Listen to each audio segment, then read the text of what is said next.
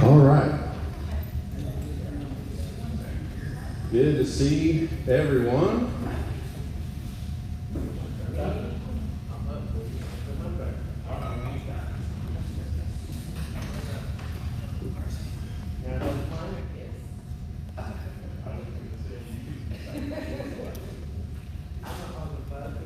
It's great to be back together again this month, and tonight we are blessed to have a guest speaker with us. I'll introduce him in just a moment. Many of you probably already know, but I have been looking forward to this evening for some time since I talked with him and set this up for him to come and be with us, and so looking forward to this evening. There's a lot of things going on in Benton County beekeeping. Obviously, all of you, I know there's a lot going on because of phone calls and messages and things like that, especially a lot of our new beekeepers. It's great. The questions and the concerns and the pictures of, oh my goodness, what is this? And all of those kinds of things, we love it. And so don't stop. That's what we're here for. And so the bees right now, good sunny day, going to town, which they have needed. It's been kind of a rough spring, and so they hopefully, well, it sounds like there's several days of rain coming. So we just, all that it takes to help them and get them prepared for even weather like this. Sometimes it's crazy. But thanks for being here this evening. Just a few things, announcement-wise, before we move on. Just a few things that are coming up here in the next month or so. And first is going to be our field day on June 26th. That's Saturday. I'm not going to share a lot of detail about that tonight, being that this is on Facebook and that our field days are just for members. And so I think everyone that I see here is a member. That if you're not, talk to Jamie back there. But our membership includes these events like our field days. We are going to be dealing with pest control, pest management, and we will be wait. You will get a message. You will get everybody, all members will get messages and information about the field day here in the next few days. So if you have any questions about that, then just let us know. But that will be on the 26th. We do have our board meeting next Thursday, and so if there is any question or there is any an issue or a concern or something that you would like us to discuss or anything like that, something that bring it to us, bring it to me, and we'll make sure that we put that on the agenda. And again, this is about you. This is about what can be done to help you. And so if there is something that you think that we could do more of or do better in some way, then let us know, because we want to do that, do the best that we can for you. Then next month will be July 1st. That will be our monthly meeting, and we will be talking about dearth feeding, as we're probably, we never know. The way this spring's been, who knows what the rest of the summer's going to be like. It may end up being the best, most bountiful nectar flow throughout the whole summer. You never know. We'll hope and pray that's what happens. Most likely in Northwest Arkansas, we got dearth coming, and so we'll talk about what we've got to do to prepare for that. And then we'll also, our plan is to also have a little bit of a Q&A. And my goal is to have a few individuals here with us, even some guest speaker type individuals here with us that maybe are connected with U of A or other programs, beekeeping programs in the area, and just to have some other minds that are here that are it's not hard to be deeper than my mind, and to be able to help out with any questions or any answers about different things that you may have. And so that's something that we're going to try to do a couple of times throughout the rest of this year, is have some of those Q&A panels with some experts in different fields to be able to bounce things off of and to help you out as much as it possibly can. So that's, I think, all I've got tonight. Steve. We are... Steve. Yes. The homesteading deal. What? Oh, okay. I don't have the dates in front of me. I don't either. It's the end of September, 1st of October. Toward the end of September into the 1st of October. Whenever somebody knows what the dates are for the Benton County Fair this year, they pushed it into the fall. During the fair, the Ozark Homesteader Association, or something along that line, they have asked us to come and set up a table that they're going to have there somewhere at the fairgrounds, and then also they've asked us to do a class, kind of a beginner beekeeping class, and then also do some type of a presentation, which I think what we'll be doing is just demonstrating for the public a honey extraction demonstration, and letting people know it's all going to be indoors. And so I think that's the plan. So we're looking forward to doing that. We will, when we get a little bit closer to it, we will be putting out something for people to volunteer to help out with that, because we will need someone to man the table at certain times during the day, just so if people come by with questions about the club and things like that, someone's there to help give a little bit of information. So we will let you know more about that as well. I guess we also had another opportunity. Jamie sent me an email from the, well, they're called River Productions, I believe, out of Tennessee. Any of you have seen the Fixer to Fabulous TV show about the couple that fixes homes in Bentonville? It's on HGTV channel. Well, they have contacted us. They are getting ready to renovate a 2-story mansion in Bentonville, or actually it's in Rogers, and they have 2 colonies of bees in part of the structure. And so they've asked us to come and do bee removal, and it's going to be a part of the program. They're going to film the whole thing and be a part of the whole renovation process. And so don't have a whole lot of information yet. We just talked with them a little bit yesterday, and so that's something fun, a little bit of publicity for the club, and a little bit of just being visual to the community. That was something they told me. We want Northwest Arkansas to see what it means to protect the bees, take care of them when they have issues like this, what can be done. And so that's one of the reasons why they wanted to do it. So that should be kind of fun too. So we'll get more information about what's going on with that when we get closer to that as well. So I think that's all I've got. Anything else? Jamie, you think of anything else? She wanted to make sure everybody that hasn't signed up for the new newsletter to be sure and go to the website, scroll to the bottom of any page, fill out the form, because the announcements, probably, if everybody's here, you probably got an announcement. You got the well, we have new members that have signed up, so we do have some new members. So go to the website, scroll to the bottom of the page, and fill out the form there, name, email address, so we can get you on our new monthly newsletter meeting announcement.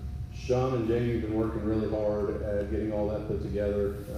We're just a new distribution of getting information out through emails and things like that. And if you are not signed up through that on the website, then you're not going to be getting the information when it comes out. And so if you haven't done that, let us know. If you need help doing it, let us know, and we'll help you get that done. And follow us on Facebook if you're on. And follow us on Facebook. Matter of fact, if you're on Facebook right now, open it up and do a check-in to let everybody know that you're here and get the word out. Roy, you have anything that needs to be announced? Just remember the ABA year fall convention is going to be held again this year, the last of September. 24th and 25th. Pardon? 24th and 25th. It's a Friday, Saturday. Okay. So go ahead and mark that on your calendar and try to finish line. Busy getting speakers lined up for us out there. So All right. September 24th and 25th? you bet. Where will it be, Roy? Mountain View. Ozark Folk Center in Mountain View. Ozark Folk Center in Mountain View. That's the ABA, the Arkansas Beekeeper Association, the annual convention. Is that what it's?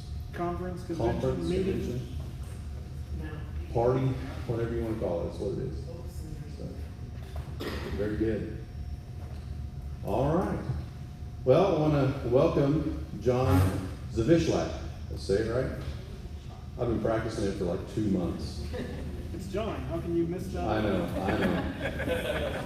I don't put an H in it, but you say it the same way. He's a gracious guy that allows anybody and everybody just to say John Z, and we appreciate that.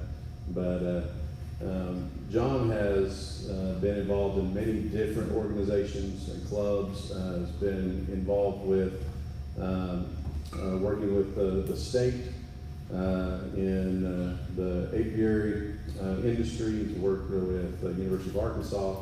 He's done a lot of different things that have helped a lot of beekeepers. And so we are fortunate to have him here with us. And as we are just maybe been a little slow this spring getting nectar flows with all the rain and everything, but as we get closer and closer to summer and fall harvest, it's good to have a little bit more information about just what all's involved and information on getting it all put up, marketing, getting that on the market. And John is going to be sharing a lot of information about that with us this evening. So, John, turn it over to you. I'll switch this around. Thank you very much. I see you got a picture of one of my Varroa mites. We're growing big down in Little Rock. There it is. Let me run it here.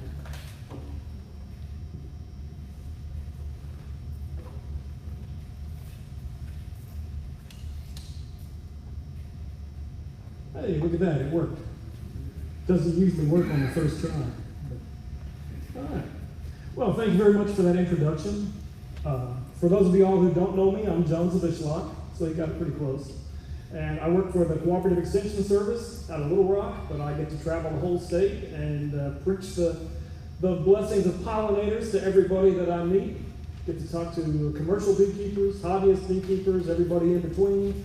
I help the pesticide applicators protect bees, and we pretty much talk to everybody. And today we're going to talk a little bit about honey, because it's going to be time to harvest honey pretty soon.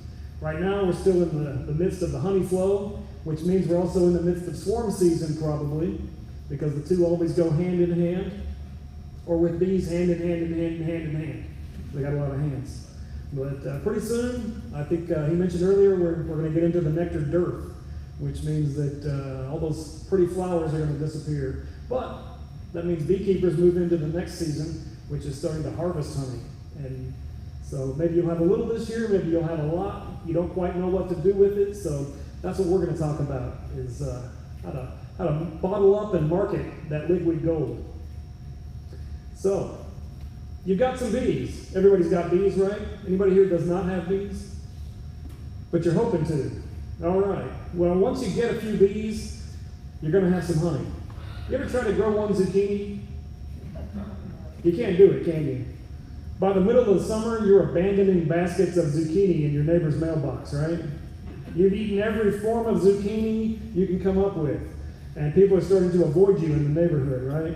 Because they know you're trying to pawn off some more zucchini. It's kind of like that with honey. You start keeping bees, you start to get obsessed with bees. Pretty soon you've got honey, you got another hive, and pretty soon you got more honey than you can eat, but you will never have trouble getting rid of honey. So you got to make them a deal. You can have this jar of honey, but you have to take a bushel of zucchini with it, right? So if you've got some bees, hopefully you've got some honey. A lot of times it might take 2 years for a hive to get up to real full production. So you can start with packages, you start with nukes. It may take a little while, but hopefully we've done everything right. We've overwintered, and our second-year hives are doing great. And right now they're collecting a lot of nectar. So we've got honey, and it's a lot of work to harvest honey, but it's a labor of love, isn't it? That's one of the happiest days of the year at my house. We have a hand crank extractor, and my children will turn that crank all day long, just keep giving them a little spoonful of honey every time they start to go down, and that'll rev them right back up. They eat more sugar on honey day than they do the day after Halloween, and you know that's got to be a lot. But yet we still seem to have some left over. So what do you do with it all? Well, that's a terrible problem to have, isn't it? Makes a great gift. Everybody knows what they're getting for Christmas when you're a beekeeper, right? A jar of honey and another candle, something like that. That's right. Well, should you give away all your honey? There's a philosophical question for you. Well, you always give some to your mother and your mother-in-law, but where do you draw the line? You start to supply the whole family? Well, I guess that depends on how big your family is.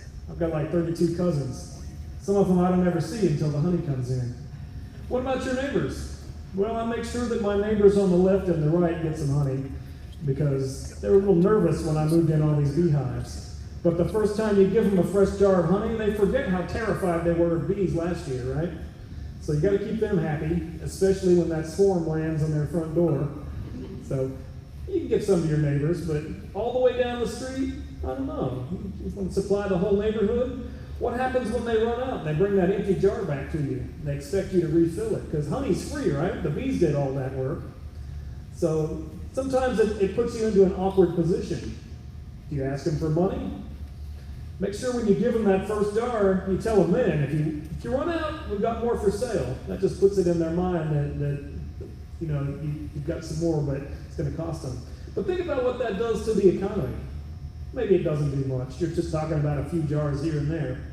But if somebody's trying to make their living selling honey, keeping bees, and you're giving all of yours away, that upsets the balance of supply and demand a little bit.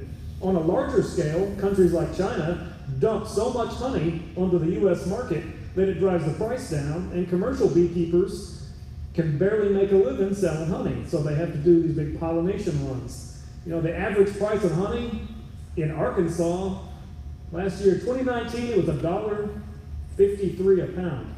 Hopefully you're getting more than that. But that's for the big guys that are selling it in 55-gallon drums. Because they've got so many hives, they can't sit at the farmer's market and try to move 1 million pounds of honey on the weekends. So, you know, you operate on that kind of scale, you have to do it a little bit differently. But the same still applies. When people are dumping it on the market really cheap, that does affect the rest of us. So it's a philosophical question, it's an ethical question. I'm not going to tell you what to do. You'll have to figure that out for yourself. But you do want to cover your own expenses. Honey might be free, but there's a lot of other things that go into that. You got jars and lids. You got labels you put on there. You got to print those. Of course, your bees. You can catch free swarms, but we often buy packages. We buy nukes. The hives aren't too cheap, especially with lumber prices. Medications, beetle traps, all kinds of tools and equipment, a bee suit. You know, stuff starts to add up. You know about all the things that go on and on. So producing honey is work too. It's only fair that you're compensated for what you do. It's hot, a lot of heavy lifting, and of course, there's those stings. You are doing something that the majority of people would never even consider, right? It's like wrestling alligators and swimming with sharks. They think you're crazy, but they'll take your honey. So it's only fair that you're compensated for what you do, and a few hives can turn a tidy little profit, right? Some people look at me like, what? Okay, maybe we can break even. That's better than a lot of hobbies, though, right? So, honey has a fantastic reputation on its own. I mean, good honey sells itself. People want honey. Especially in this day and age, a lot of people are trying to eat all natural, they're trying to shop local, and there's a big push for that kind of thing. Good honey is pure, it's natural, and it's the essence of millions of flowers distilled into one jar of golden sunshine. You can't make that in a laboratory.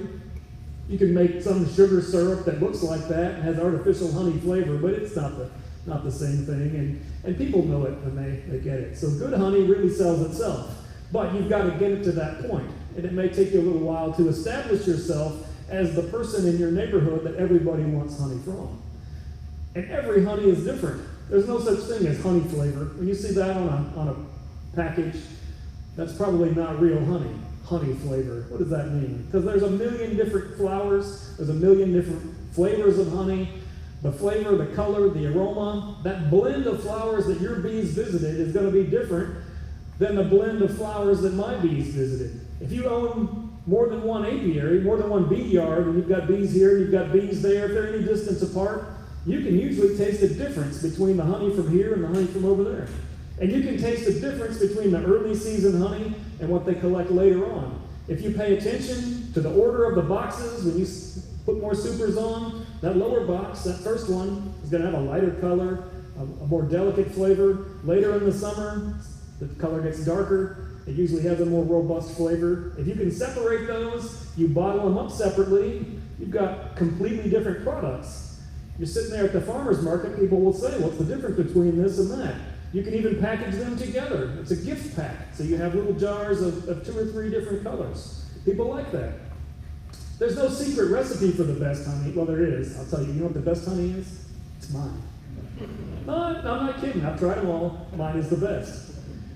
My wife and I have one location where we keep some bees. We get honey at that one spot, and I won't tell you where it is, but it is completely different than the honey we have gotten anywhere else around where we live. It tastes like peaches, like the syrup in the bottom of canned peaches. It's got this peachy flavor to it. It's not peach trees. They're not in bloom when we get that. It's only the very first box of the honey that we harvest from there, but for some reason, that's just our favorite. That's our private reserve stock. It's not for sale. You have to know us pretty well if you want to get some of that for Christmas. But the rest of it, we'll sell that to you. But, you know, there's no perfect bee. People make a lot of big deal about Italian bees and Russian bees and Carniolan bees and things like that, but it doesn't matter what kind of bee you have to get a different kind of honey. There's no magical climate. There's no best flower, except for the ones that I know about and you don't.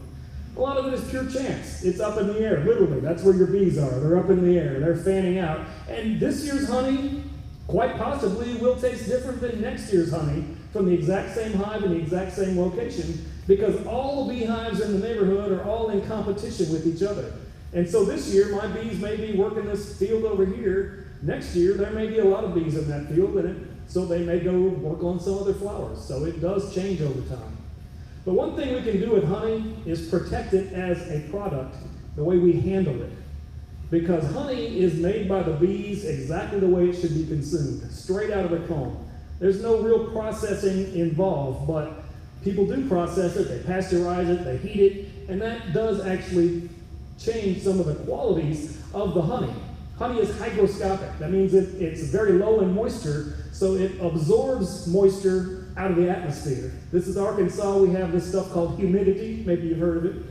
So as long as that honey is uncapped, the bees are trying to draw the moisture out actively. They fan their wings and they remove that moisture. But if it just sits there, it's going to suck the moisture back out of the air. So that's why they have to seal it up. They cap it off. So otherwise, if they didn't, it would just reabsorb all that water from the air and it would start to ferment at a certain point.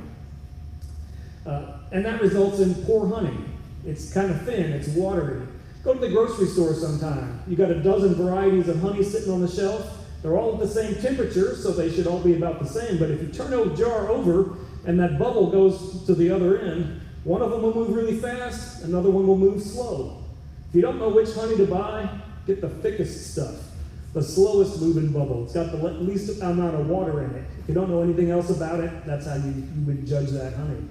But you don't want watered down honey. It can ferment, like I said. That moisture content should be between about 17 to 20%. About 18.5 is really kind of the cutoff, but Sometimes the bees will cap it off with a higher content just because it's so humid here, they can't get it out. And so sometimes we do end up with a thinner honey. It is possible to dehumidify your honey after you've removed it from the hive. You can put it in a room with dehumidifiers, and you get the moisture content down a little bit better, but that's a lot more work than most people want to go to. But when honey has more than 18.6% water, it allows yeast to activate. There's yeast everywhere. It's in the honey, it floats around in the atmosphere, it's in your hive right now, but as long as the bees keep the moisture level down, then the yeast stays dormant. But if there's too much moisture, it can sit in a jar. It might look fine, it tastes fine, it smells great when you bottle it up, but if it sits in the kitchen cupboard for a few weeks, you come back and open it up, and you'll have this layer of froth at the top. When you open it, it smells like bread dough when you start making bread. You know what that odor, that fermentation. And that's because it's got too much moisture in there. So we don't want that to happen. Don't overheat your honey. Some of the big commercial processing plants heat it up. That affects the color, the flavor, the aroma, depending on how hot you get it and how long you keep it there. But don't ever get it over about 104 degrees.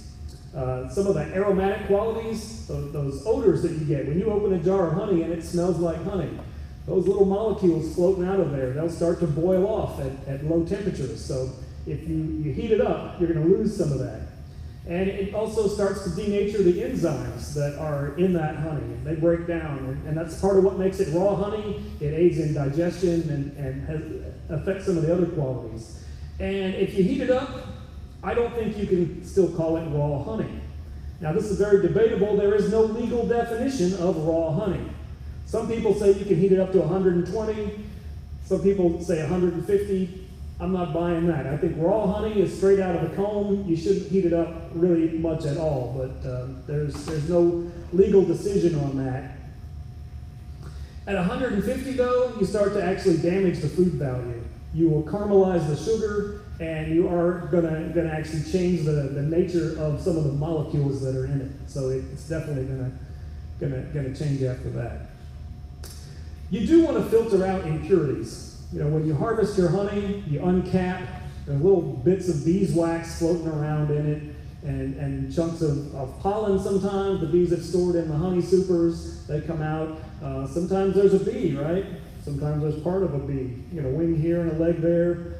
Once in a while, you'll see a hive beetle doing the backstroke there. So it's okay to remove all that kind of stuff. Sometimes you get wood shavings. When you're uncapping, your knife slices a little sliver off of your wooden frame sometimes. And so we do definitely want to filter those out, but we actually want to strain those out.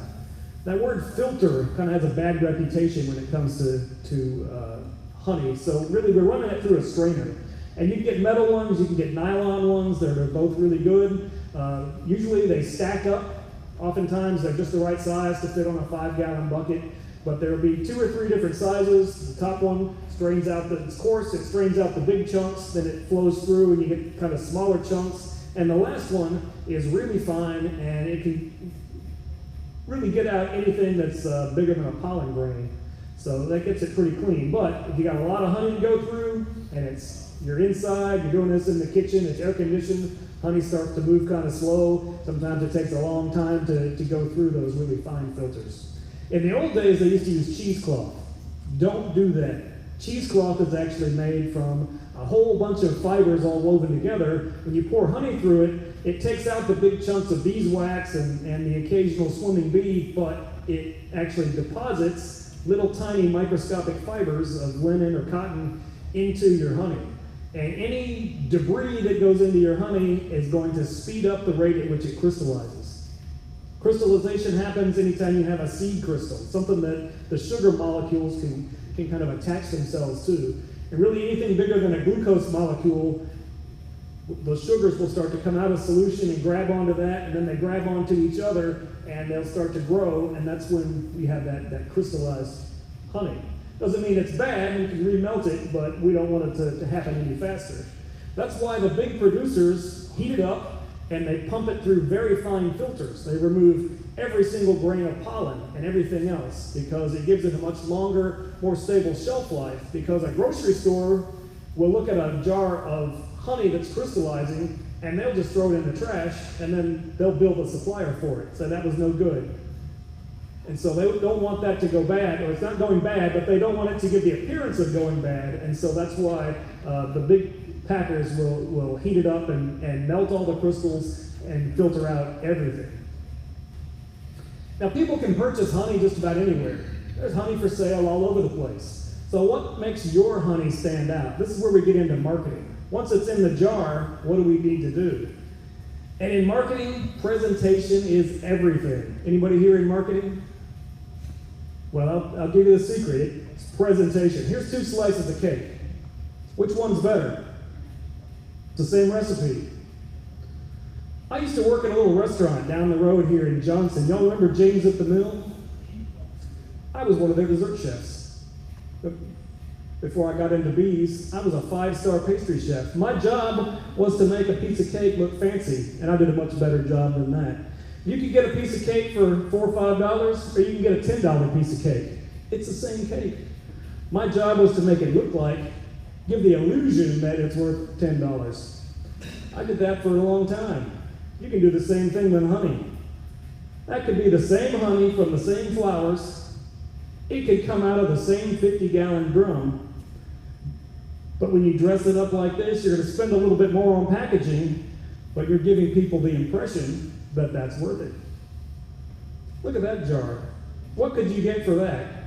You got to find a market. You take it up by, what's the museum, the art museum, Crystal Bridges. Put that in their gift shop, and you've got a $20 jar of honey. It's the same honey you're selling for $6, $7, right? But you've got to give it the impression that it's worth that. And people have money. Or people who do have money will spend it, and they don't care how much anything costs. Look at this. Y'all ever seen heard of the Savannah Bee Company? They know how to market honey. Look at that, $120. This is sourwood honey. It's supposed to be the best honey in the world. There is more sourwood honey produced than there are sourwood trees. If you're in Appalachia, it's all sourwood. It doesn't matter if it's coming off of a soybean field, that's sourwood honey. Why? Because you can get $120 for a 20-ounce jar. That's $6 an ounce, I believe. So, well, it's kosher and it's gluten-free, like all honey. Go check out the Savannah Bee Company sometime. Look at their website and see what they have mastered the art of marketing honey as a premium product. Containers. A lot of it starts with your container. That fancy, weird-looking crystal jar I just showed you. You can put it in an old paint jar like Grandpa did. You can get jars shaped like teddy bears. There's all kinds of shapes and sizes out there. You can get glass ones, you can get plastic ones. Most of your beekeeping catalogs have jars for sale, but there's a lot of other places that also sell different jars. There's no reason not to package your honey nicely. I mean, jars, they have a cost, but you can usually get a much nicer jar for just a little bit more, and that really adds to what you're trying to sell. But always use nice, new, clean containers. You can wash out an old mayonnaise jar, but let's face it, that is always going to look like a mayonnaise jar, right? Now, I use old mayonnaise jars and whatever I can find when I'm bottling up honey, but that's when I'm literally scraping the bottom of the barrel. I got the rubber spatula out, and I've gotten down to the foamy stuff in the very bottom of the tank. That's what I keep. My kids eat that on peanut butter sandwiches. We put that on everything, but that's not the stuff I'm selling. So it goes into whatever containers we happen to have left over. But that's not what I'm going to present to the public, what I'm going to try to sell. There's glass jars and there's plastic jars.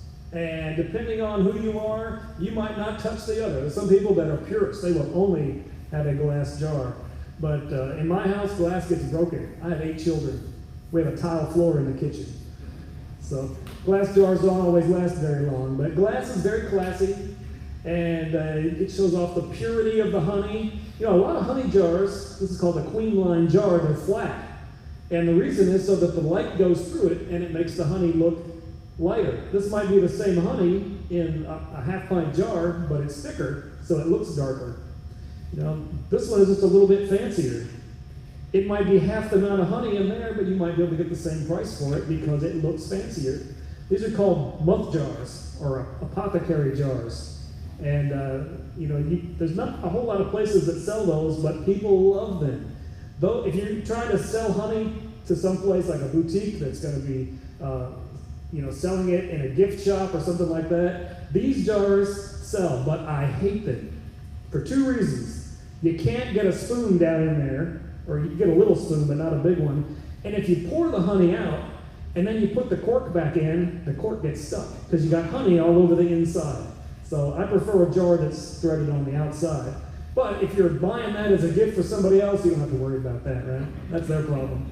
Once it's sold, it's out the door, that's somebody else's problem. But those are really classy. People love those. You put a little cheap little honey dipper tied to the side, you can tack on another $2 for that. If you've got 2 or 3 varieties of honey that are different colors, you market 3 jars together. People love those. Glass costs a little bit more, so you got to include that in what you're asking when you're selling it. Glass is also heavy. How many times do you move a jar of honey? Think about that. You purchase the jar, you bring it home, so you got to put it in your truck, then you got to unload it, you take it in the house, you store it, and then you bring it out to your honey house when you're harvesting, so you move it again. Then you got to move every individual jar when you're filling it, and then you move it again when you put the lid on, you put it away, then you store them, then you get them out to take them to the farmer's market. Glass gets heavy, especially when they're full of honey, and you got them in boxes, and you got a carton that's like 12 or 24 at a time, so it adds up. And they're breakable. I mean, everything is, but they're a little more breakable than plastic. All different sizes of plastic, especially if you're selling larger sizes than gallons at a time or half gallons. Plastic is the way to go. They're squeezable. A lot of people like a squeezable jar of honey because it's thick.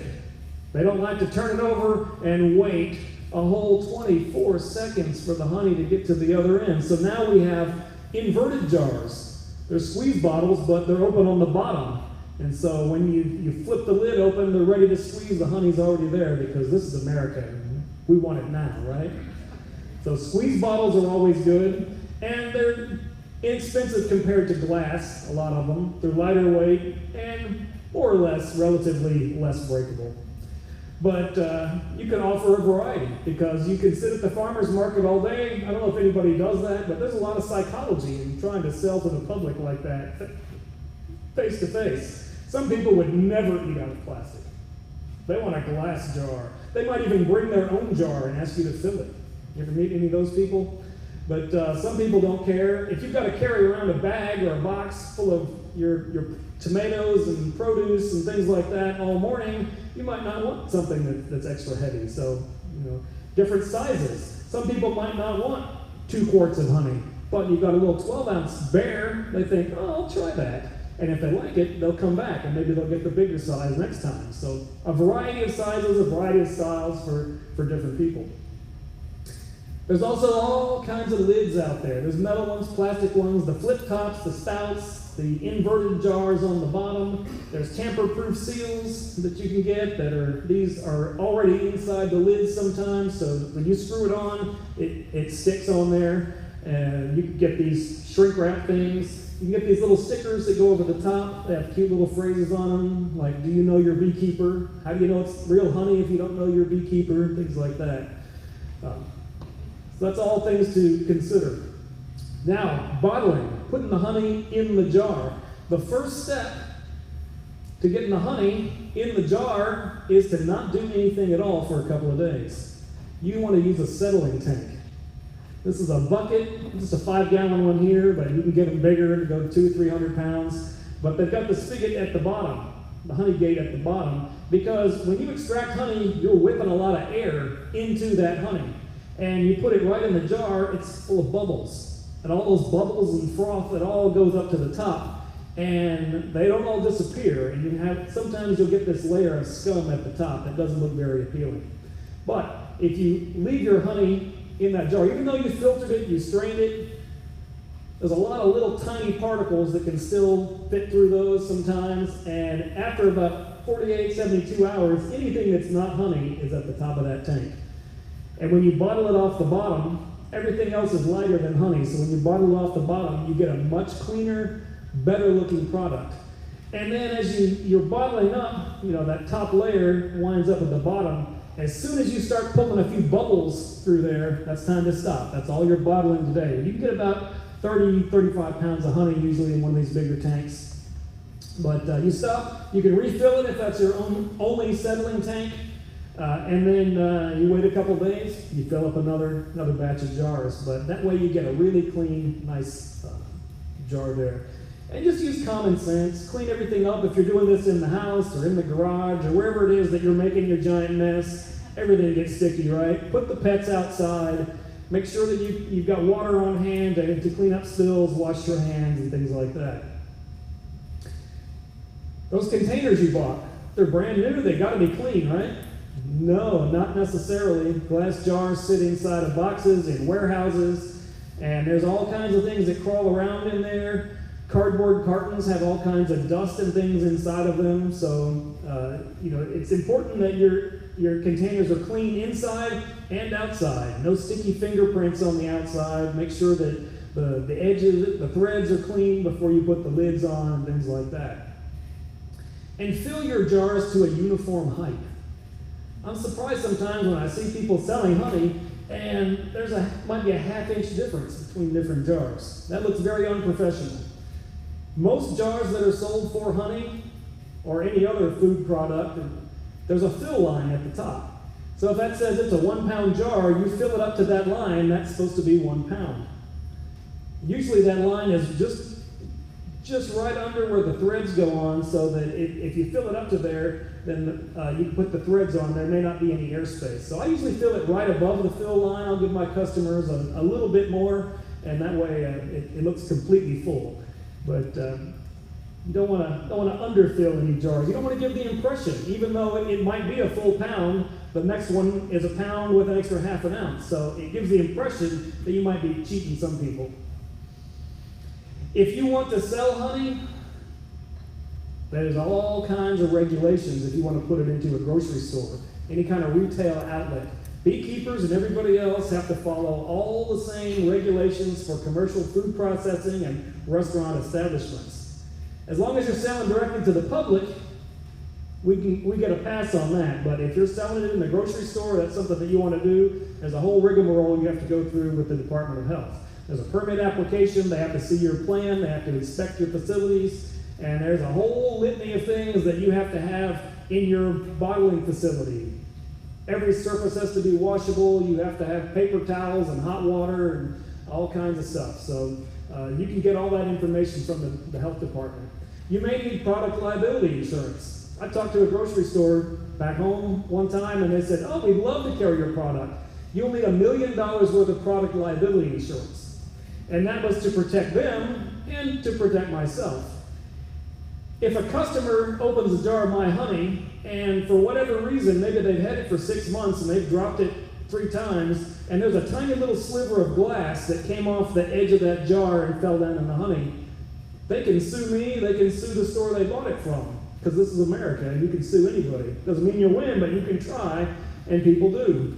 And so that's why a lot of retail outlets will require that. And it's honestly not that much.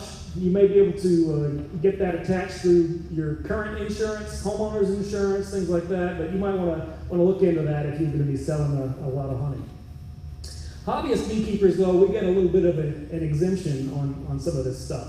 You can sell your honey from your home or your farm up to 500 gallons. You produce over 500 gallons?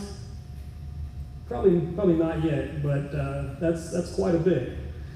You don't need the permits, you don't need the inspections to do this, as long as you are selling directly to the public and the customer has a personal relationship with you. Use common sense, for sanitation and cleanliness. If there's a problem that gets reported to the health department, they'll certainly come and investigate you, but chances are pretty low. We have what are called cottage food laws. Most states have these now, Arkansas does. But this allows individuals to package and sell food from home that meets certain conditions, and you don't have to go through that process. It has to be food that's not refrigerated and has very low risk of bacterial contamination, like honey. There's not much that can live in honey.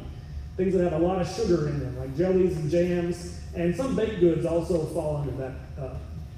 So there's a list of those that you can find. But again, you have to sell directly from the producer to the consumer. So this can be from your farm or your home if you're an urban beekeeper, from a farmer's market, a pop-up market. That's one of those one-day things where you go and sit at a table inside of a grocery store or at some street fair or something like that. It also covers internet sales. That's that didn't used to fall under this, but over the last year, when everybody was stuck at home because of COVID, they added internet sales. As long as the sales stay within Arkansas, you're safe, but once you start having interstate commerce, then you have to meet guidelines with other states. Again, there's very little that anybody's ever going to know about, probably, but there are some conditions on that.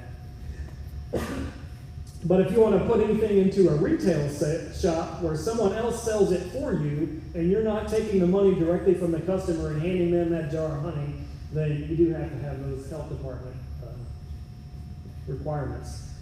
There are some regulations for labeling all of your products. They must be clearly labeled and make no nutritional claims or medical claims. You can't say that, this product will cure your allergies.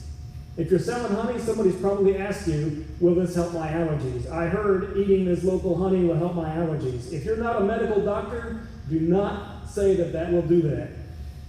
If you're not willing to stake your medical license on that. What you can say is, I've heard that too. A lot of my customers tell me their allergies have cleared up. I'm not a doctor, I don't know for sure, but a lot of people swear by it. You can say things like that, but never make the claim that it does. Don't say something will lower their cholesterol or anything else. People ask you, I heard that honey is better than table sugar if I'm a diabetic. That's not true. Sugar is sugar. So don't promise someone with diabetes that honey is safer for them, because it's not. You don't want to make that claim. If they keep asking you, tell them to ask their doctor. Any label has to have the name and address of the manufacturer. And it has to have the name of the product, in this case, honey. All the ingredients of the product, honey. Any potential allergens, that includes nuts, dairy, egg, wheat, soy, that kind of thing, which shouldn't be in your honey. So you just put honey or pure honey. And you have to state on the label in 10-point type, this product is home produced. Some states have a big long phrase that says it has not been inspected by the health department and blah, blah, blah, but ours is a lot shorter because we're in Arkansas and we have short attention spans, I guess. If you're interested, write that down. You can take a picture of that real quick, but that is the guidelines for the Cottage Food Act. If you want, you can email me later, and I'll be happy to send that to you as well. You can also just Google it, Arkansas Cottage Food Act or Cottage Food Laws, but there's a whole bunch of stuff on there that does not pertain to honey. Talks about all the other products, but we also have some food specialists at the Extension office down in Little Rock that have some good podcasts and other materials that you can listen to that go over a lot of this information as well. Cottage food laws allow you to bottle up honey as a single ingredient product. Extracted honey, that's in a jar. Comb honey, you can sell it that way. You can combine them, even though that's still considered one ingredient. It's honey and beeswax, but we call that chunk honey. And creamed honey is one single ingredient. You're just whipping it, and it's crystallized, and it makes a spreadable type of honey that a lot of people like. It is crystallized honey, but you prepare it with a seed crystal that is extra tiny. And because of the way that crystallization grows, you can spread it with a butter knife. So that's a product that's really popular in Europe. It's starting to catch on here as well. There's a whole process to making that and controlling the temperature, but if you're interested in that, I can give you some information on that as well. But if you want to add anything to it, then that's considered food processing, and then that's not allowed. Some people make creamed honey with fruit powders and nuts and cinnamon and things like that. So you would have to go through a whole process in order to do that. I don't know why that is, because you can bake bread and cookies, you can make jelly, things that have multiple ingredients, and sell that under cottage food laws, but for some reason the law states that when you start adding things to honey, that's a processed food, and so you have to prepare that in a certified kitchen. Don't ask me why, don't argue with me. You can talk to the people at the health department and rant at them about it, but that's what they've told me. If you do not have access to a certified kitchen, you're in luck. Down in Fayetteville at the Food Science Department, they have the Arkansas Food Innovation Center. And it's a giant commercial kitchen with all the equipment you could want. If you want to start a product, not just with honey or creamed honey or something, if you've got grandma's cookie recipe that everybody tells you, you can market these, you can go there in a certified kitchen. They will help you to develop the recipes and the processes and everything else. They have all the packaging and bottling equipment for Uncle Joe's barbecue sauce, if that's what you want to do. They can help you to develop that as a product. And you can rent their kitchen by the hour, and it is certified, and you can launch a business that way, kind of get your feet wet. And if it really works out, you can expand your operation. But a number of local companies around here producing chocolates and other things have started out using these. And there's some other ones around the state as well, but that's another option for you if you wanted to kind of grow into a larger business with honey or with other things. Honey is a food. It is not a drink. Food is sold by weight. Drinks are sold by volume. So Coca-Cola sold by the liter. Milk sold by the gallon. Honey comes in pint jars and quart jars, but you are supposed to label them in pounds and ounces.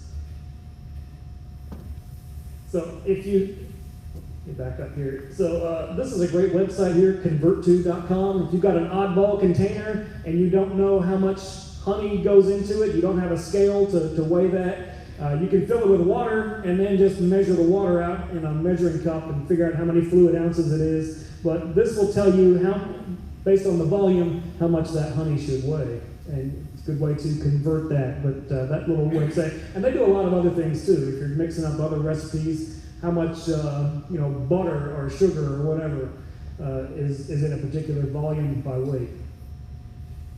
A couple people snapping pictures. Okay.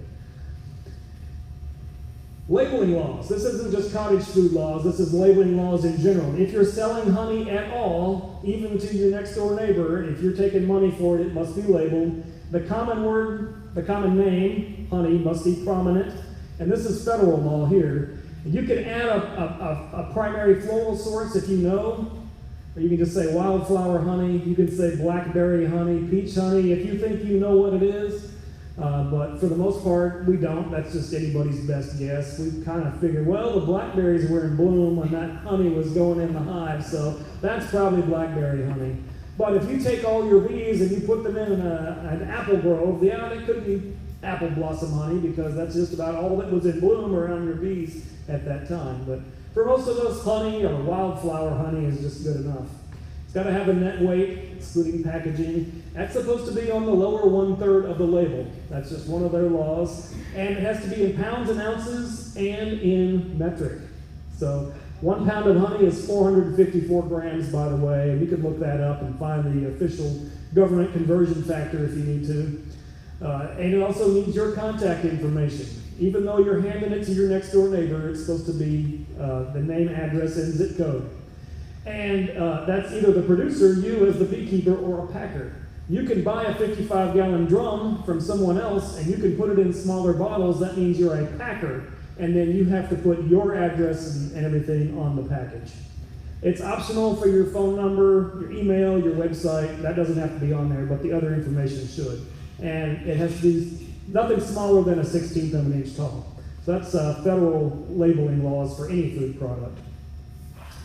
Everything's got nutrition labels on it. Well, you don't necessarily have to put that on your honey if you're bottling less than 100,000 jars. So that'll keep us busy for a little while, right?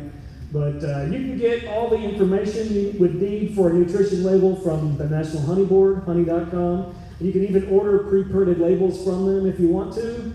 Remember though, if you have more than one size jar, it always has number of servings per container. So if you've got a 1 pound jar, a 2 pound jar, you're going to have a different label that goes on each one of those. If you're trying to sell honey, some stores will require you to have those old UPC codes. You buy those in batches of 5 or 10, I think, from the Uniform Code Council. You just purchase a number and it's yours to use forever. And you can put that on your label. If you want to put the word organic on there, that is a word that is regulated by law when it comes to food. A lot of people put organic on their honey because they manage their bees with no pesticides, and they think, well, my honey is organic. You can't just slap that on there. If you want to use the word organic, it has to be certified according to the USDA stipulations. Usually it's certified through a third party, but there's a lot of very strict guidelines, and you have to be able to guarantee that your bees have not touched any land that has been fertilized, pesticide, herbicide, insecticide, fungicide, anything like that. Not just in the hive, but within 2 miles of your apiary from any pollutants. Where can you go in this country that you can guarantee that that hasn't happened? Most of our organic honey comes from South America and New Zealand. They're about the only places left that they can certify. But there are some other options. Certified Naturally Grown it's a grassroots, peer-reviewed organization. Other farmers will come out, inspect your colonies, inspect your operation, and give you their seal of approval. And what that certifies is that you, in your operation, on your farmland, you don't use any pesticides. You use all natural care in your beehives, but they understand that your bees may go off the reservation. Once they're over the fence line, it's anybody's guess, but you're doing the best that you can back home. And so if you want to sign up with something like that, you get to use their little label or their graphics on your label, and you can benefit from their advertising that they do nationally. And there's some other groups out there like that, but that's one in particular that I know about. But it just identifies you as a producer who does your best with natural pest management. People love local food. It's a big thing. It's getting bigger. You know, shrink your carbon footprint, grow local, eat local, things like that. There's a lot of advertising out there. And so just putting something on your jar of honey that says it's locally produced can be a marketing tool for you. This is going on in just about every state. And Arkansas has Arkansas grown and Arkansas made. So even if it's not produce, or honey falls under Arkansas grown, if you make other products, they're Arkansas made. And you can use these signs in your advertising for whatever products you're making, shows that they're part of the local economy. You can register for that through the Department of Agriculture. It's free to sign up, but there's like different levels, and you can get different materials from them. But my wife and I just went to the Arkansas Made Festival in Little Rock. There was a big all-day event down at War Memorial Stadium. They had vendors from all over the state, and we produced honey, of course, but she also makes candles and all kinds of other things, so we were there for that. But we benefit from all of the advertising that they put out statewide. You go into grocery stores, you'll see the Arkansas grown stuff in the produce aisle. If you ever get your honey in a grocery store, don't let them put it with the pancake syrup and the peanut butter. Honey belongs in the produce aisle. Make sure that it's going to go over there with the fresh vegetables, because that's where honey belongs. It's a product. There are some other phrases that you can add to your labels that are not regulated by law. You can say your honey is all natural. You can say it's pure, it's unprocessed, it's not pasteurized, it's raw honey, as long as you believe that it meets all that criteria. You're free to do that. Those are value-added phrases, but they're essentially meaningless as far as food law goes. The FDA does have a definition of a natural product, and that just means there's nothing in there that you wouldn't assume ought to be in there in a jar of honey. So no additives, no colors, no flavors, anything like that. It's just honey. You can use the word kosher. Honey is naturally kosher, but if you want to put that on your label, then you have to have a rabbi come by and officially pronounce your operation to be kosher as well. Once it's in the jar, what makes your little honey bear stand out from all the others? In the store, even in the farmer's market, what can people tell about your honey looking at it in the jar? Your label is important. That's your introduction. Look at all those bears. One of them pops out to you. You saw one of them right away. Which one? Everybody says that. What is it about that cowboy hat? Well, none of the other ones have it. You know, there's only one with a bright green lid, only one with a flat red cap, but only one wearing a cowboy hat. That is a good marketing gimmick. That's a company out of Texas that puts a little plastic cowboy hat on every jar of honey, and everybody loves it. They probably sell it 10 times as much because they buy these little plastic cowboy hats. But, you know, the way you present it, it's eye-catching. It attracts that customer's eye. If you went to the grocery store and you weren't a beekeeper and you needed some honey, because my wife told me to get honey and I don't know anything about it, I'm going to look at all those and I'm going to say, ooh, I like the one with the little cowboy hat. That's the one I'm going to buy, right? There's something about one of those that's going to attract me. So not knowing anything else about it, that label is the introduction to the customer. It speaks to some potential customer that says, hey, you want to take me home, not those other guys. You can buy pre-printed labels. All of your bee catalogs offer these. You can get them from a lot of places now. The bee magazines advertise them. And you used to see a whole lot of these same ones, like this one. It used to be on everybody's jar, and then you get a stamp, put your address on that. But you don't see quite as many of those anymore because there's so many more options out there. But you can make your own. I mean, you can scribble it on a little piece of paper and glue each one on there. But this was one of my early ones, and my wife hated it. She said, bees do not wear Charlie Brown sweaters. And so I changed it and I put a picture of a bee on there. This lady in my office said, "Ugh, bugs creep me out. I would never buy a jar of honey that has an insect on it." She liked that cartoon one, but she did not like a real one. My wife liked this one better, so guess which one we went with. You know, I made some of each actually, and I sold them at work. Guess which one sold better? The Charlie Brown bee, that's right. Then I found out that there's another company out there using the term Bee Natural Honey Farm, so we scrapped that. And this is the logo that we ended up with now, and we put that on all of our products. But you can make your own, that's what I did. You can buy all these stick-on labels at, Office Depot or anywhere, and you can print them out. I see a lot of them that are not printed very straight or they're not centered. It doesn't look very professional, but then, of course, it's a farm fresh product. People don't necessarily expect you to have everything perfect. Gives a little bit of character. But if you're producing a lot, you've settled on your label, you've settled on your jar size, you can have really nice labels printed out, 10,000 at a time. They start to get cheaper. You're going to use those for 10 years, so don't change your jar size or anything. But if you've got a label you like, then you can order those pretty cheap anymore. You can hire a professional graphic designer. There's lots of hungry art students down at the university. There's a lot of websites out there now, like this one called Fiverr or Upwork. Graphic artists, they're freelance. You can just post a job. I'll give you $50 to design me a label, and then they'll give you 3 or 4 designs overnight, 24 hours, and you can say, yeah, I like this one, but change it up like this and that and this. And then you purchase that, it's yours. You bought it. But if that's something that you want to invest in, there's a lot of websites out there with hungry freelance designers. A lot of them are art students that'll work for next to nothing, so take advantage of it. And you can browse some of their other work, but design that whole package, not just a label, but the jar. Maybe you put the jar into a box, something like that, with other products. People like that kind of stuff. You can add things to it. These little hang tags. You can get these from the National Honey Board. There's recipes for honey, ways to use honey. You want people to use your product, so get a little card that tells you how to use it as a face cleanser or how to substitute it for other things. But you can add that to your jars. Branding. Make all of your products identical. So when somebody sees one, they recognize that it comes from your operation. So all of your products are labeled in a similar way, no matter what they are, honey or other things. And develop something that just speaks for you.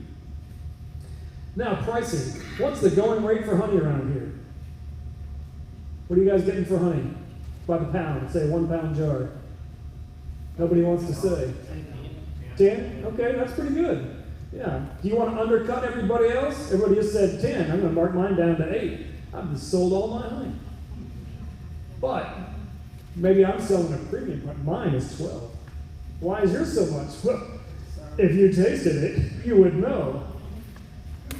So, you got to figure that out. You got to find that sweet spot.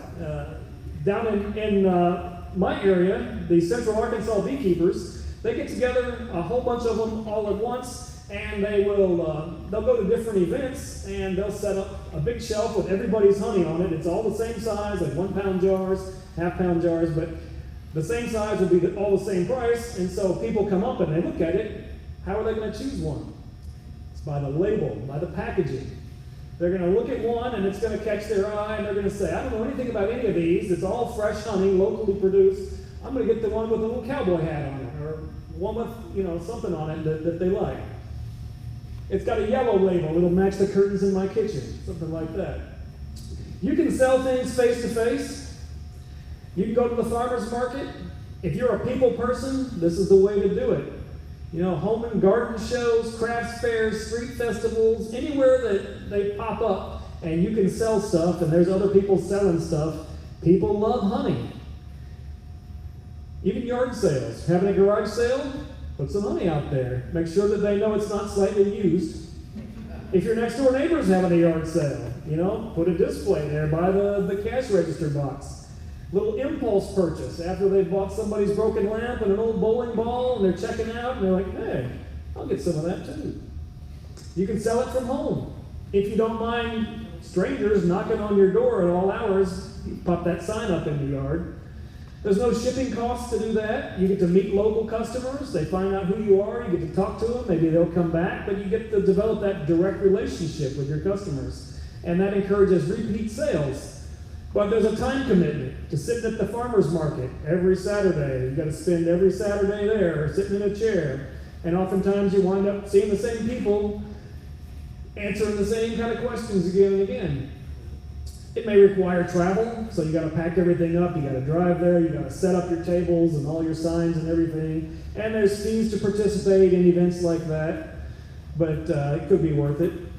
Use big signs that catch people's eyes. Fresh honey, local honey. Those are the two things that people want. They want to know what you've got. They want to know it's local and raw honey. That's what people are looking for. They can buy any honey at the grocery store, but they want fresh, local, raw honey. So make sure they know that before they even come up to talk to you. You want to show that you know what you're talking about. So you don't want 7 jars on a card table. You want to show that you've got a whole bunch and that you know what you're doing and you've got different sizes, you've got different varieties there. Different kinds of containers. You got the squeeze bottles, you got the jars. Maybe you sell candles and other things like that. Get it up off the table. Anything vertical that catches people's eyes, especially if there's a crowd, they're walking by, they're not going to look over somebody's shoulder down on the table. You want that up at eye level, and you're going to attract more eyeballs there. Mark your bottles clearly. You've got 3 or 4 varieties of honey, make sure they can tell. And mark the prices. Nobody likes to ask, how much is that? Because they're afraid if you tell them, and then they think that they don't want to pay that much, they're embarrassed. So if they don't see the price, they're not going to ask. So make sure that that is stated clearly. And they might wonder, why does your honey cost more than it does in the grocery store? Give them a free sample. They'll be impressed. Free samples are great if you've got lots of varieties. A lot of people think honey is just honey flavor, but if you've got dark honey and light honey, let people taste that. You got to control that a little bit.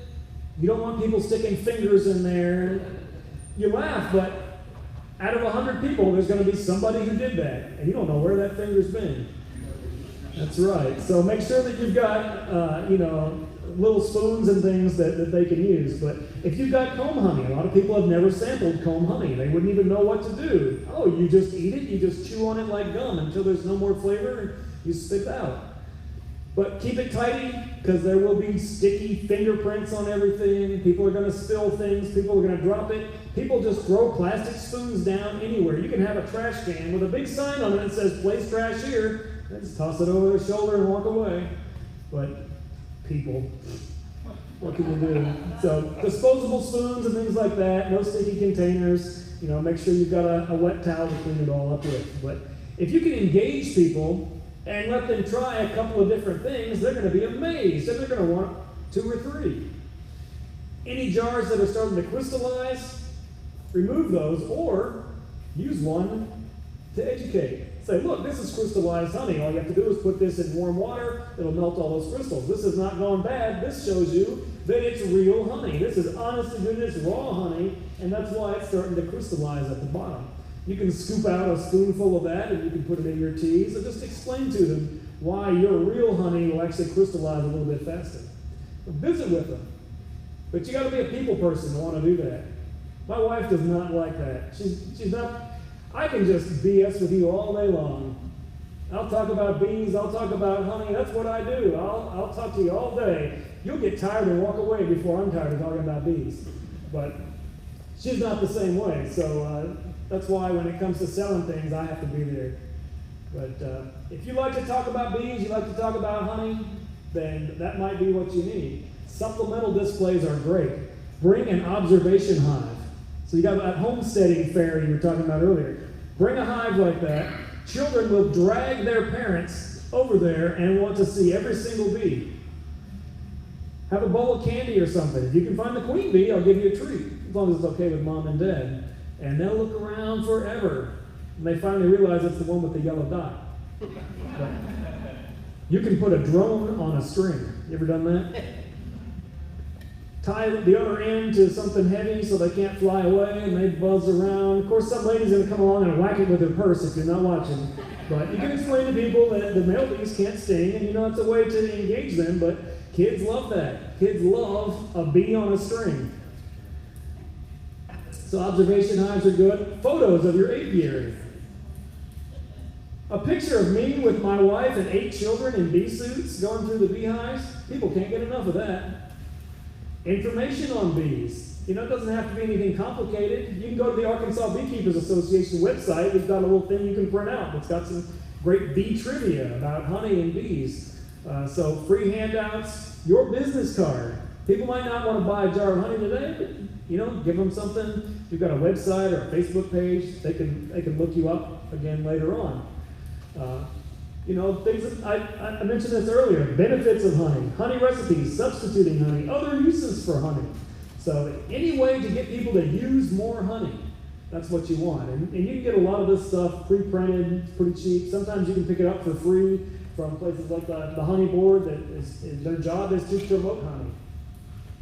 Retail partnerships can be very lucrative for some people, but forget about large grocery store chains. They don't care about you. They're going to expect a volume discount. They're going to wheedle you way down if they can, and they're going to expect a year-round supply of honey. They don't understand that honey is like tomatoes. You've got to wait for the summer and get it all while you can, and then when it's gone, it's gone.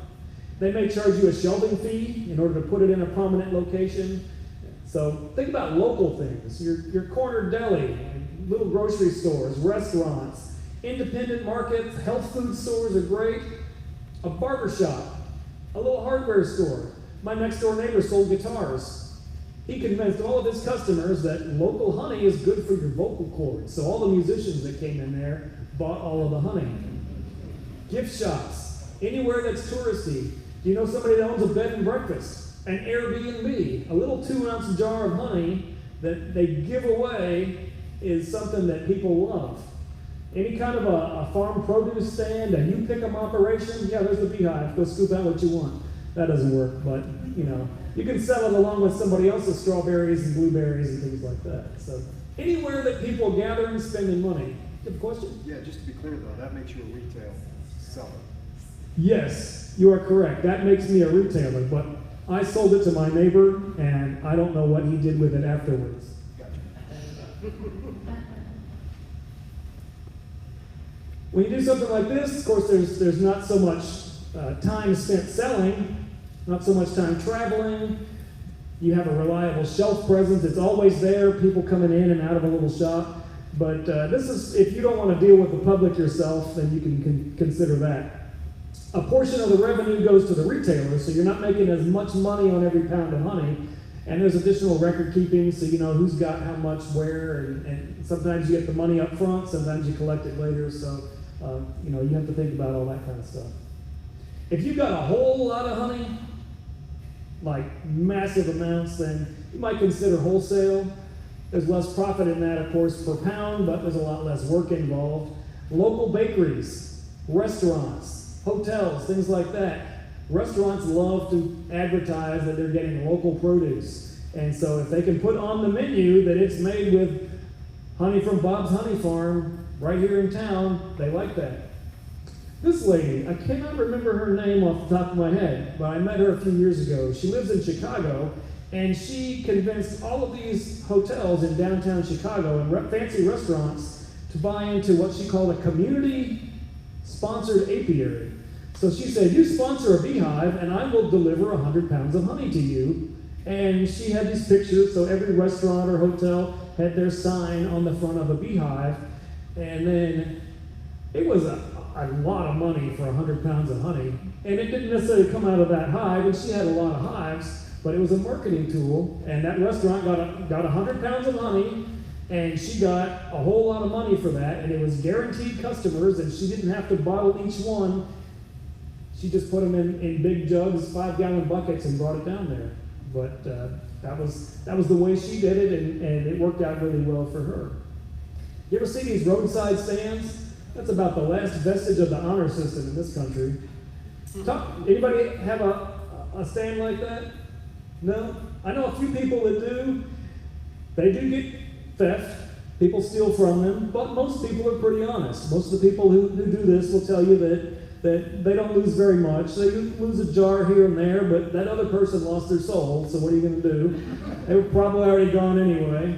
One guy said you get strange things that show up in the cash box. Somebody traded him a wristwatch and ran off with a jar of honey one time. So, you'll have some interesting stories to tell, but, yeah, that's kind of a neat thing. I like to see that. But everywhere you go, anytime somebody learns that you're a beekeeper, what do they ask you?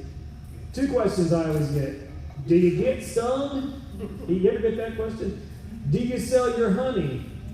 So the answer to both of those. So everywhere you go, everybody you meet, always carry your business card, some contact information. If the weather's not terrible, keep a case of honey with you in your vehicle. You don't, not when it's too hot or too cold, but word of mouth is your best advertising dollar. It's free. So once you establish yourself as a good honey producer, people will continue to come back. People will call you up in November.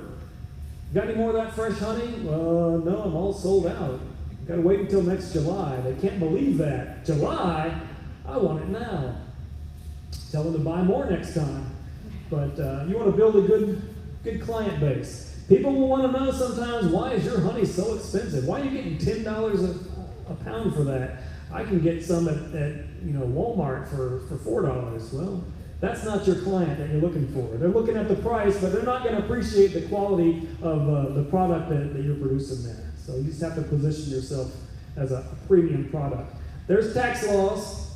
If you are selling directly to the consumer, you're not required to collect sales tax unless you're part of a farmer's market or some other event that is making you. But direct from farm sales to the consumer, last I checked, you didn't have to collect sales tax. But you do pay income tax, so there's a form for that. The government always has their hands out, so you're required to report any extra income you make. But keep good records of all your expenses, and beekeeping has a lot of them, so sometimes that'll balance it back out. But don't consult me for your tax information. Talk to your accountant, not an entomologist. There's a reason I didn't go into math for a living. I can count to 4, comes after 7, right? Yeah. But ultimately, enjoy your sweet reward. Thank you very much.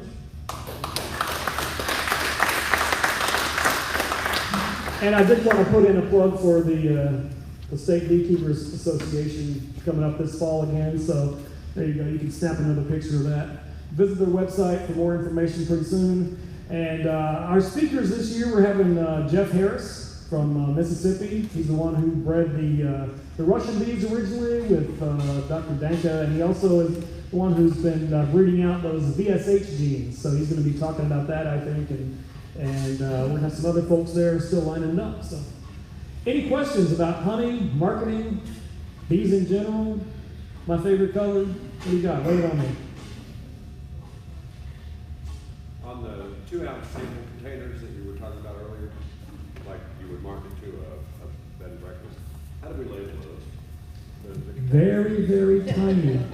If you didn't hear, he's asking, how do you label a small container? The 2-ounce bears are the ones that I was thinking of. They do have very small label spaces. There's a little flat panel on the bear's tummy, just the right size for a very small label. And you just got to squeeze it on there as best you can. But I thought there were type size limitations. There are, and you just got to squeeze it in. Now, there's certain things that have to be a certain size. You can shrink everything down to that size. But yeah, you just got to do your best. In that case, does it have to be affixed to the label, or can it be? You can put a rubber band on a little card and attach it to the neck. Separate? You can Okay. put a sticker on the top that has more information on it. Some of them also have a panel on the back, so you can split it up. If you're giving it away, then it doesn't necessarily have to have all that same information on it. So I'd have to look into that actually. But yeah, just basically tiny print. But I knew a beekeeper who sold like 1,200 of those little bears to one of the Arkansas tourist bureaus, and they were giving them away somewhere. I have sold those for wedding favors for people. They just said, Bob and Louise on the label. Meant to be. Everybody loves bee puns. So you can do that kind of thing. But when you put it in little tiny jars, you wind up paying more for packaging than you would with bigger things, but you charge more for that. And it's a lot of work to fill up a whole bunch of little tiny bears.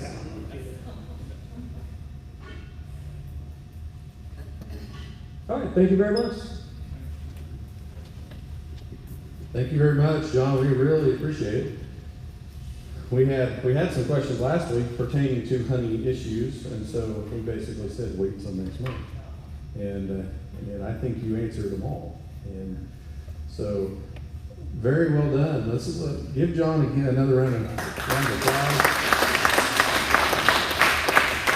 We take for granted a lot of times how important that information is, and to keep us out of trouble, but also in being able to reach out to our customers better, and just knowing the more knowledge we have about what we're doing, because some of those details may come up from customers and asking us about, well, do you make sure that you do this? And there's those very analytical people who want to make sure everything's done right. And so, great information. If you missed something, if you're taking notes or didn't get a picture of a slide or something like that, you can go to the Facebook page, and you can also go to the website. After maybe a day or so, Sean will have the video of this tonight up on the website, and so all that information will be available for you at that time as well. All right. Are we drawing a number back there? The last three are 226, and the total is $45. 226. All right. There's a winner. $45 winner. I think somebody's getting taken out for dinner. Very good. All right. Well, as I said, if there's anything that you think of you'd like to bring to the board for us to discuss, let us know that. We'll be meeting next Thursday, so anytime before that, send us a message, and we'll add that to our agenda. And the 26th, be looking for information here in the next few days about the field day on the 26th. And if you're not there, then hopefully we'll see you on July 1st at our next monthly meeting. So I think that's all we've got for tonight. Thank you all for being here.